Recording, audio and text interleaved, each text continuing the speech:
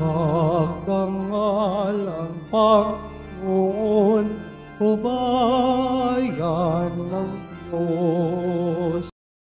Awit kang nagsasaya sa Panginoon. Lapitan siya't paglingkuran ng may kasayahan. Ipagdangal ang Panginoon, o bayan ng Diyos. Sa ngalan ng Ama at ng Anak at ng Espiritu Santo. Amen. Ang pagpapala ng ating Panginoong Hesukristo, ang pag-ibig ng Diyos Ama, at ang makikipagkaisa ng Espiritu Santo, naway sumainyong lahat. At sumairin. Mga kapatid, tinipon tayo bilang mga kaanib na angkan ng Diyos, kaya dumulog tayo sa maawaing Panginoong napapatawad ng lubos. Sinugong tagapagpagaling sa mga nagsisisi, Panginoon, kaawaan mo kami. Panginoon, kaawaan mo kami. Dumating na tagapaganyayang mga makasalanan ay magsisi, Kristo, kaawaan mo kami. Kristo, kaawaan mo kami. Nakaluklok ka sa kanan ng Diyos Ama para ipamagitan kami. Panginoon, kaawaan mo kami. Panginoon, kaawaan mo kami. Kaawaan tayo na makapangyarihang Diyos, patawarin tayo sa ating mga kasalanan at patnubayan tayo sa buhay na walang hanggan. Amen. Manalangin tayo. Ama naming makapangyarihan, ang pananampalataya, pag-asa at pag-ibig namin ay iyong dagdagan at gawin mong mahalin namin ang iyong mga kautusan upang sa mga pangako mo kami maging dapat makinabang sa pamamagitan ni Jesucristo kasama ng Espiritu Santo magpasawalang hanggan. Amen. Magsiupo muna po ang lahat.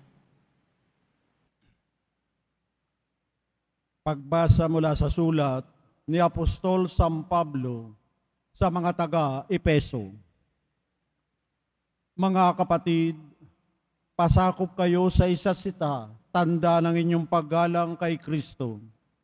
Mga babae, pasakop kayo sa inyong asawa, tulad ng pagpapasakop ninyo sa Panginoon. Sapagkat ang lalaki ang ulo ng kanyang asawa, tulad ni Kristo na siyang ulo ng simbahan na kanyang katawan, at siyang tagapagligtas nito. Kung paanong nasasakop ni Kristo ang simbahan, gayon din naman ang mga babae dapat pasakop ng lubusan sa kani-kanilang asawa. Mga lalaki, ibigin ninyo ang inyong asawa gaya ng pag-ibig ni Kristo sa simbahan. Inihandog niya ang kanyang buhay para rito, upang ang simbahay italaga sa Diyos, matapos linisin sa pamamagitan ng tubig at ng salita. Ginawa niya ito upang maiharap sa kanyang sarili ang simbahan, marilag, banal, walang batik at walang anumang dungis o kulubot. Dapat mahalin ng mga lalaki ang kani-kanilang asawa tulad ng sarili nilang katawan. Ang lalaking nagmamahal sa kanyang asawa ay nagmamahal sa kanyang sarili. Walang taong namumuhi sa sarili niyang katawan, bagkus ito'y pinakakain at inaalagaan gaya ng ginagawa ni Kristo sa simbahan. Tayo'y mga bahagi ng kanyang katawan. Dahil dito, iiwan ng lalaki ang kanyang ama't ina at magsasama sila ng kanyang asawa at sila'y magiging isa. Isang dakilang katotohanan ang inihahayag nito. Ang kaugnayan ni Kristo sa simbahan ang tinutukoy ko. Subalit, ito'y tumutukoy rin sa bawat isa sa inyo. Mga lalaki, mahalin ninyo ang inyong asawa gaya ng inyong sarili. Mga babae, igalang ninyo ang inyong asawa. Ang salita ng Diyos. Salamat sa Diyos. Mapalad ang sumusunod na taong may takot sa Diyos. Mapalad ang sumusunod na taong may takot sa Diyos. Mapalad ang bawat tao na sa Diyos ay may takot. Ang maalab na adik ay sumunod sa kanyang utos. Hindi siya magkukulang sa anumang kailangan. Ang buhay ay maligaya, uunlad ang kanyang buhay. Mapalad ang sumusunod na taong may takot sa Diyos. Sa tahanan, ang asawa ay parang ubas na mabunga. Bagong tanim na olibo sa may dulang ang anak niya. Mapalad ang sumusunod na taong may takot sa Diyos. Ang sinuman kung ang Diyos buong pusong susundin, buhay niya ay uunlad at laging pagpapalain. Mula sa Sion pagpapala, nawa ng Diyos ay tanggapin at makita habang buhay pag-unlad ng Jerusalem. Mapalad ang sumusunod na taong may takot sa Diyos. Magsitayo na po ang lahat.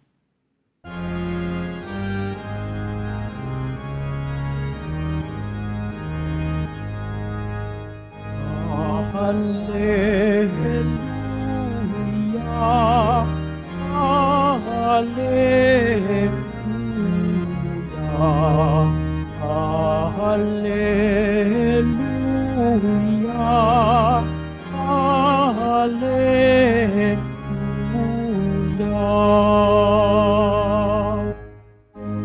Papuri sa Diyos Ama, pagkat pinahayag niya, hari siya ng mga aba. Hallelujah, hallelujah, hallelujah, hallelujah.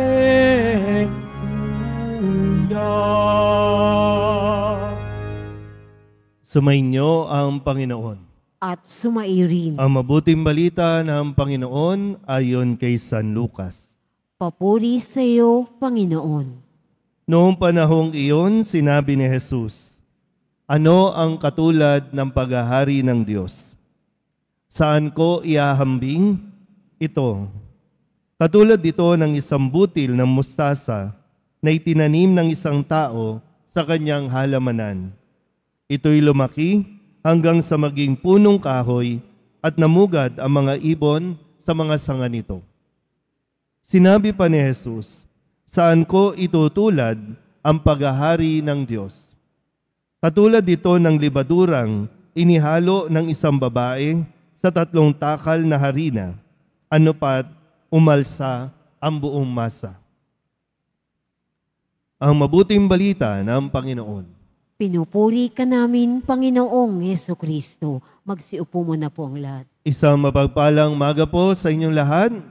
Pong Ebanghelyo ngayon, gumamit si Jesus ng mga talinhaga na mga pangkaraniwang ginagamit, pangkaraniwang nakikita ng mga tao. Na ang paghahari ng Diyos ay hindi biglaan, hindi yung ingranding naririyan, kundi unti-unti na mararanasan natin, dahan-dahan na ipapakita sa atin dahil hindi kakayanin ng isang tao na biglain, no? Yung makita mo ang Diyos, makita mo ang langit, hindi kakayanin. Kaya dinadahan-dahan tayo. At ang isa po na kailangan natin din maintindihan, ang gusto ng Diyos, madala tayo sa langit. Malinaw po ba yon? Kahit kailan, hindi niya hinangad na tayo po ay mapunta sa impyerno. Kaya nga pinasan ni Jesus ang krus, pinako sa krus nang mamatay, pumailalim pa doon sa libingan ng mga namatay para sila ay kunin at madala sa langit. hindi nais ng Diyos na tayo po ay mapunta sa impyerno. Ngayon, bakit nasasabi natin impyerno ang buhay na ito? Tayo pa mismo, no, na mga deboto ng Nazareno, madalas na nagsisimba dito sa kanyang tahanan, sana maintindihan mo, hindi ikinatutuwa at hindi nagiging masaya ang buong Nazareno na tayo ay dumadanas ng impyerno. Pero bakit ba natin nararanasan ng impyerno? Dahil sa katigasan ng ating mga ulo. Dahil kakala natin kapag naririto tayo, makikinig ang Nazareno sa atin. Ang nakakalimutan natin ay yung tayo ba ay nakikinig sa Nazareno. Hindi lang yung siya ang makikinig. Alam niya na kung anong pinagdaraanan natin. Alam niya na kung ano ang sasabihin mo. Nasa isip mo pa lang, alam na ng Diyos. Kaya lang, ang problema, tayo ang ayaw makinig. Sinasabi na sa atin, paano mas magiging maginhawa ang buhay, paano tayo makakarating sa langit. Kaya lang, kapag nagsasalita na ang Diyos, ayaw natin siyang pakinggan. Kasi ang dami nating gustong sabihin, ang dami nating gustong iparinig sa Diyos. Ngayon, gusto nyo ba talaga ng langit? Gusto nyo ba talaga makarating sa langit? Sa unang pagbasa sa sulat ni Apostol San Pablo sa mga taga-Efeso, ang sabi dito, mga babae, pasakop kayo sa inyong asawa. So, mga babae, malungkot ka, nalulungkot ka, dismayado ka, kasi yung asawa mo. O, yung sabi dito, pasakop ka sa iyong asawa. Bakit ka kasi minsan nakikipagkompetensya ang mga babae? Minsan ginagamit natin sa maling konteksto, ay may karapatan na ang mga babae. Konteksto ito ng mga mag-asawa. Sa mga mag-asawa, ikaw man ang nagdesisyon na mag-asawa. Ikaw ang nagdesisyon sumama sa lalaking yan. Ang hinihiling sa iyo, igalang mo ang iyong asawa. Pasakop ka sa iyong asawa. Bakit hindi ka na nagiging masaya sa paglilingkod mo sa iyong asawa? Anong problema? O kaya tuloy, pag umuwi ka, langit ba ang tahanang ito, ang bahay na ito, o impyerno? O sinong nagdala sa impyerno? Ang Diyos ba nagdala sa iyo sa impyerno? Ang hinihiling sa iyo, magpasakop ka para bukal sa loob mo, anuman ang paglilingkod na ginagawa mo sa iyong asawa, ikasisiya mo. Kasi yan ang tawag sa iyo ng Diyos. Sa mga mag-asawa. Kaya lagi ko pong tinatanong din, ayusin muna natin. Mag-asawa ba talaga kayo o nagsasama lang kayo? Kasi hindi porket nagsasama, mag-asawa na. Mga lalaki, ang sabi dito ay, mahalin mo ang iyong asawa. Igalang mo rin ang iyong asawa.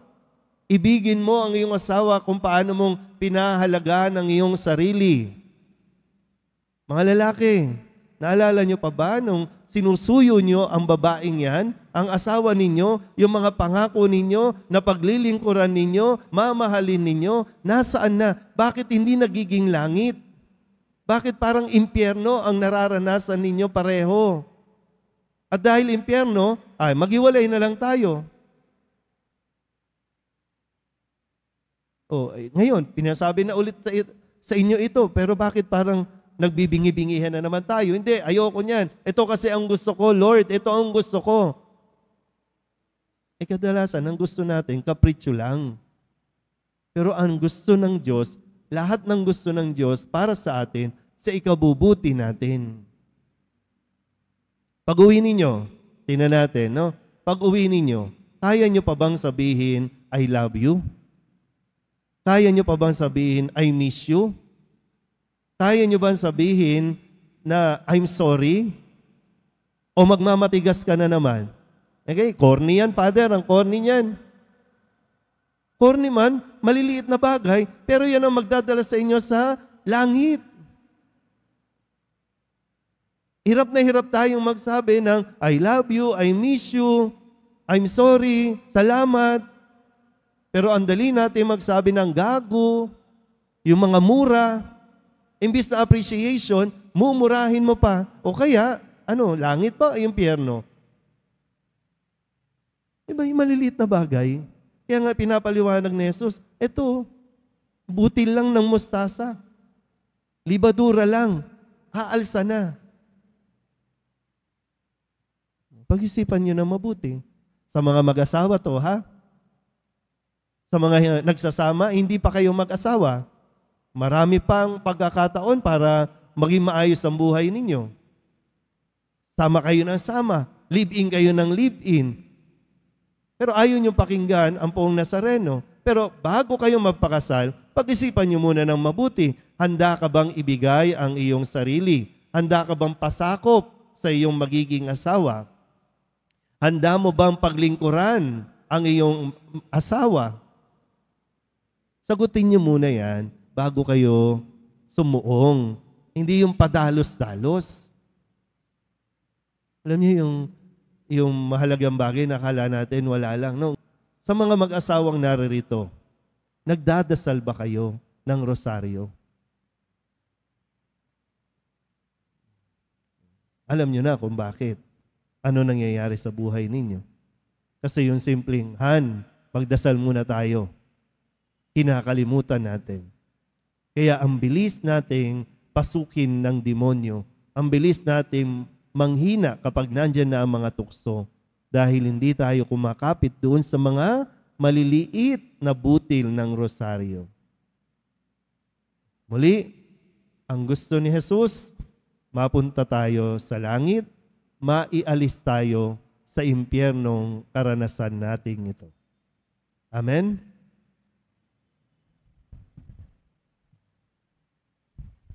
Magsitayo na po ang lahat.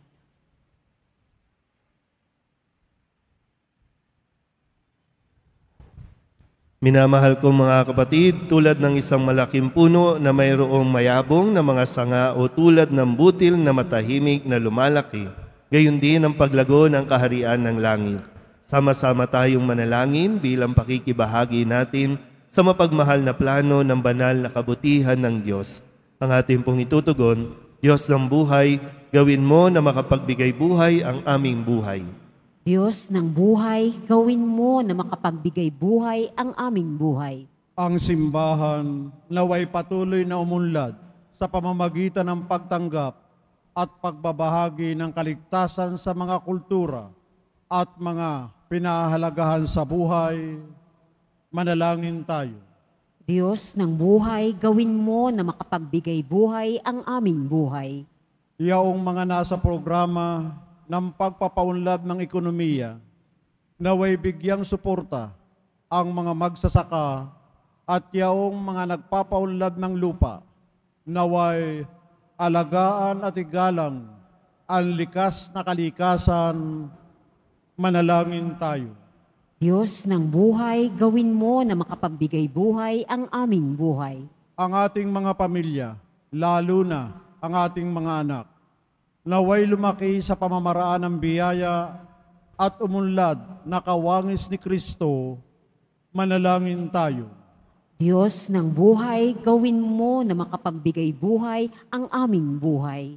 Ang mga may sakit, naway maging matatag sa kanilang pananampalataya at mapalakas sa pamamagitan ng ating pag-aalaga at pagkalinga.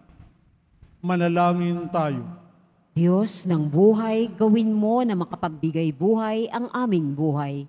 Ang ating mga mahal na yumao, naway masiyahan sa kapayapaan ng kaharian ng Diyos.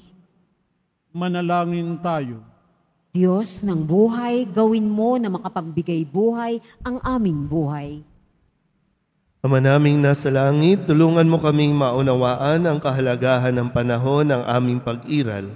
Buksan mo ang aming puso sa iyong salita upang maging mabunga kaming lagi. Hinihiling namin ito sa pamagitan ni Kristong aming Panginoon. Amen. Magsiupo muna po ang lahat.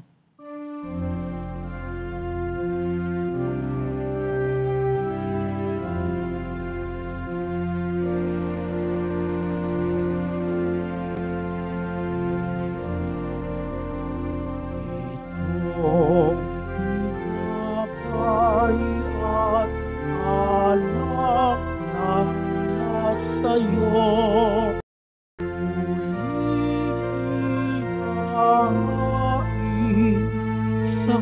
kabutihan mo.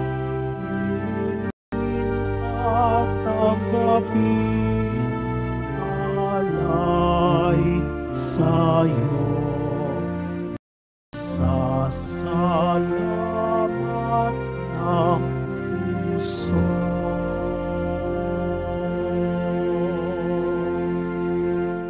Magsitayo na po ang lahat. Manalangin kayo mga kapatid upang paghahain natin ang kalugdan ng Diyos Amang makapangyarihan. Tanggapin nawa ng Panginoon itong paghahain sa iyong mga kamay sa kapurihan niya at karangalan sa ating kapakinabangan at sa buong sambayanan niyang banal. Ama naming lumikha, tunghayan mo ang mga alay na aming inihahain sa iyong kadakilaan upang ang paglilingkod na aming ginagampanan ay humantong sa iyong lalong ikadarangal sa pamamagitan ni Jesucristo kasama ng Espiritu Santo magpasawalang hanggan. Amen. Sumainyo ang Panginoon. At sumairi, Itaas sa Diyos ang inyong puso at diwa. itinaas na namin sa Panginoon. Pasalamatan natin ang Panginoong ating Diyos. Marapat na siya ay pasalamatan. Ama naming makapangyarihan, tunay ngang marapat na ikaw ay aming pasalamatan. Pinagbibigyan mong ito'y aming maihayag kahit na ito'y walang anumang maidaragdag sa kadakilaang sa iyo ay likas. Sa pagpupuri nami ang nakikinabang ay kami ring iyong pinakikiharapan sa pamamagitan ng iyong anak na minamahal. Kaya kaysa ng mga anghel na nagsisiawin ng papuri sa iyo na walang humpay sa kalangitan, kami nagbubunyi sa iyong kadakilaan. Santo, Santo, Santo, Panginoong Diyos ng mga hukbo, napupuno ang langit at lupa ng kadakilaan mo o sana sa kaitaasan. Pinagpala ang naparirito sa ngalan ng Panginoon o sana sa kaitaasan. Magsiluhod po ang lahat. Ama naming banal, ikaw ang bukal ng tanang kabanalan. Kaya't sa pamamagitan ng iyong Espiritu, gawin mong banal ang kaloob na ito upang para sa aming maging katawan at dugo ng aming Panginoong Jesucristo. Bago niya pinagtiis ang kusang loob na maging handog, inawakan niya ang tinapay, pinasalamatan kaniya, pinaghati-hati niya iyon, iniabot sa kanyang mga alagad at sinabi,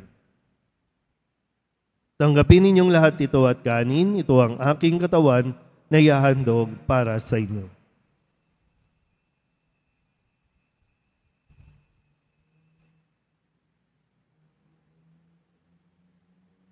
Gayundin naman, nung matapos ang hapunan, hinawakan niya ang kalis, muli kaniyang pinasalamatan. Iniabot niya ang kalis sa kanyang mga alagad at sinabi, tanggapin ninyong lahat ito at inumin. Ito ang kalis ng aking dugo, ng bago at walang hanggan tipan. Ang aking dugo na ibubuhos para sa inyo at para sa lahat, sa ikapagpapatawad ng mga kasalanan. Gawin ninyo ito sa pag-alaala sa akin.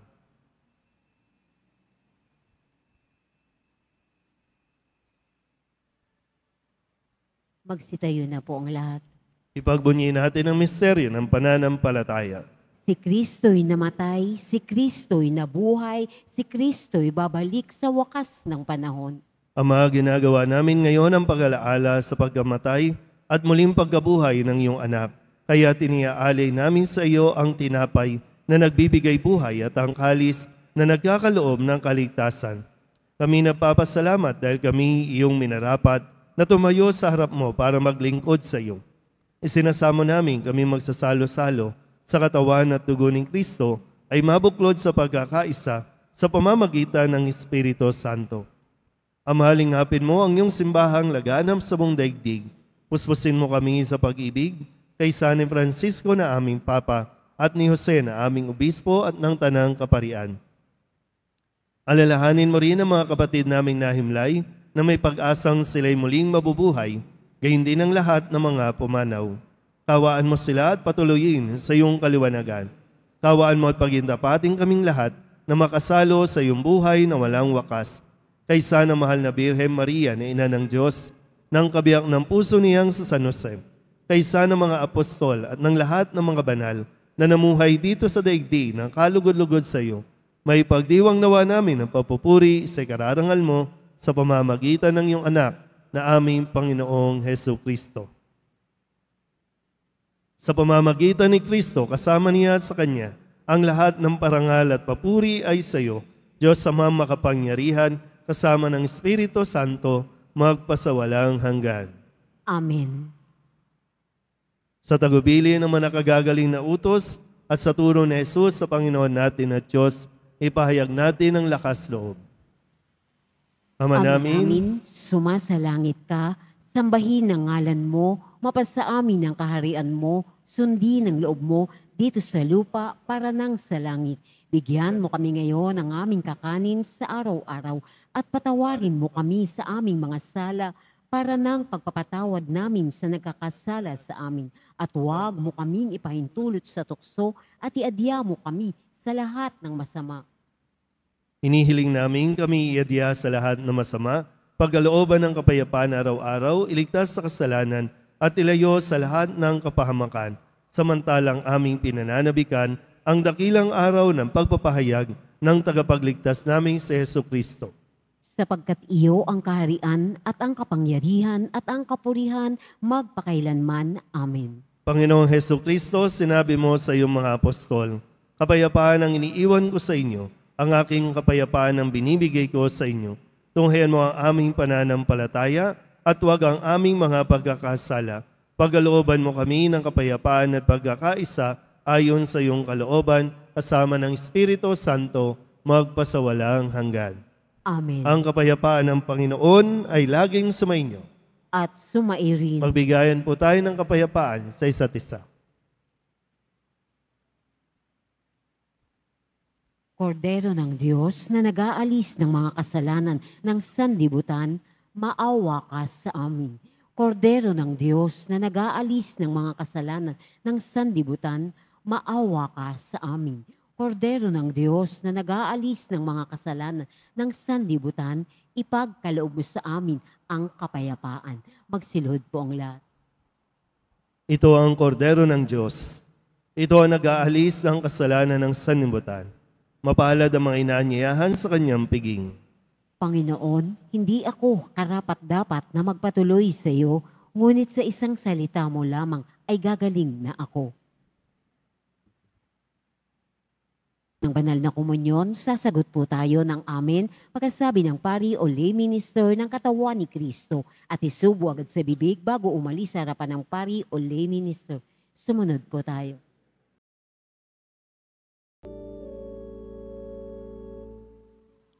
You are my hope and my strength.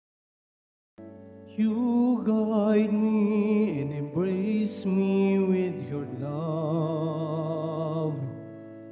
You gave your life, save me from sins. Jesus, my Savior, my Lord. I will proclaim that you are my God, the God of mercy, giver of love. I will submit my life to you, to serve you with all of my heart. You are my hope and my strength. You guide me and embrace me with your love. You gave your life to save me from sins. Jesus, my Savior, my Lord.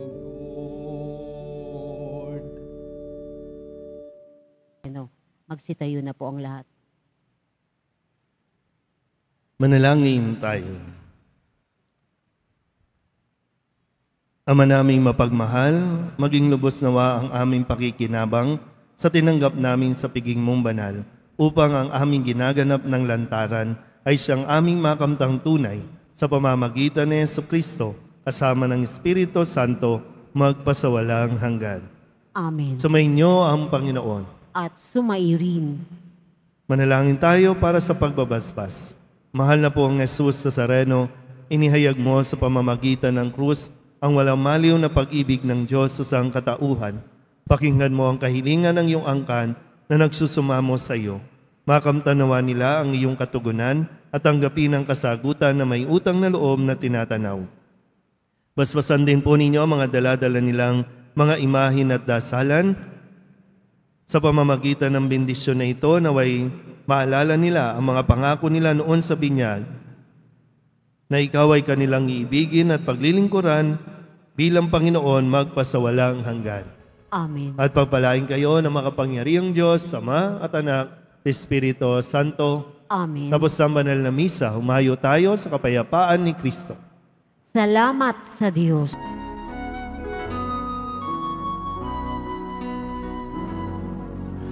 Padre Jesus Nazareno, sinasamba ka namin. Pinipintin ko ka namin. Aral mo ang aming buhay at kaligtasan. Si Padre Jesus Nazareno, iligtas mo kami sa kasalanan. Ang krus mong pinamatayan ay sagisag ng aming kaligtasan. Nuestro Padre Jesus Nazareno, dinarangal ka namin.